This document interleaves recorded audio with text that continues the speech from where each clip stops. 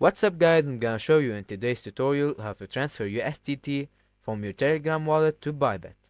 So make sure to stay to the last of the video to not miss any step. So first, I want you to open your Telegram wallet, then scroll down and find USDT. Tap on the button, then click send. You will see many options, but I want you to tap on external wallet. Now, you have to go to Bybit and find your deposit address. So, after you're in, go to your assets and click on deposit. Here, you will see a lot of options, but go ahead and tap on crypto. So after that, choose USDT. Then choose Ton as a chain type. You're gonna go ahead and copy the wallet's address, then go back to Telegram wallet and paste it there.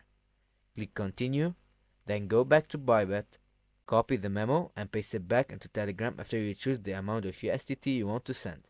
Click continue, and that's it.